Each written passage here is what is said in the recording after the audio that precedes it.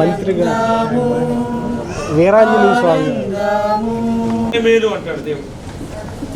ఎందుకంటే మరణం అంత ప్రాముఖ్యమైనది.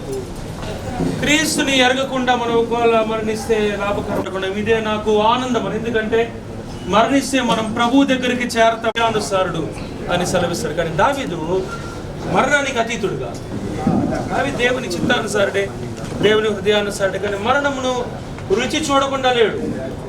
ఈ లోకం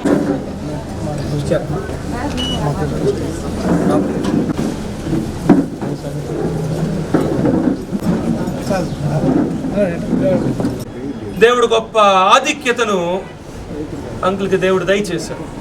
ఈ లోకంలో ఎమ్మెల్యేగా ఆయన ఒక గొప్ప ఉన్నతమైన స్థితిలోనికి వండి ప్రభువా, జీవము కలిగిన యేసయ్య, ఈ గణనామములకు స్తోత్రములు చెల్లించుకొనుచున్నాను. ఈ లోకంలో ప్రభువా, మరి డేవిడ్ రాజు గారిని ప్రభువా మీరు పిలుచుకున్నారు. ఆయన మీరు మనుషులు మంటికి మార్చుచున్నారు, నరులారా తిరిగి రండి అని సెలవిచ్చుచున్న గొప్ప దేవుడు ఆయన. ఆ రీతిగా మీ చిత్తములో, మీ ప్రణాళికలో అంకుల్ తన యాత్రను ముగించుకొని మీ దగ్గర మీరు చేర్చుకున్న విధానం బట్టి స్తోత్రములు, స్తుతి స్తోత్రములు చెల్లించుకొని పౌరు అంటాడు, నా మటుకైతే బ్రతుకుట క్రీస్తు, చావైతే లాభం అని. అవునైనా మా జీవితంలో మరణము కూడా లాభకరం. ఎందుకంటే మేము మీ రాజ్యంను స్వతంత్రించుకుంటాము కాబట్టి మాకు లాభం. ఆ రీతిగా నాయన మరి దేవుడు అంకుల్ మరి మీ దగ్గరికి పిలుచుకున్నందుకు స్తోత్రము. 36వ వచనాన్ని అన్న తెచ్చే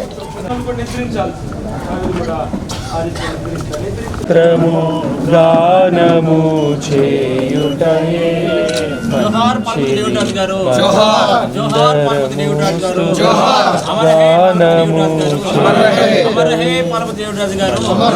సాధిస్తాం దేవుడు రాజు గారు ఆశయాలు.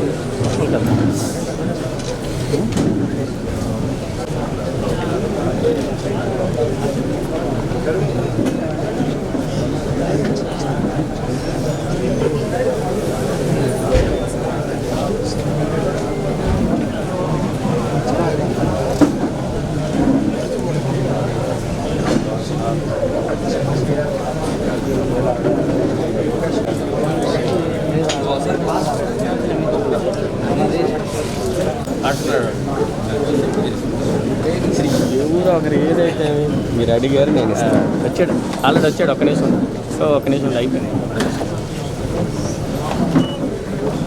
సార్. ఒకసారి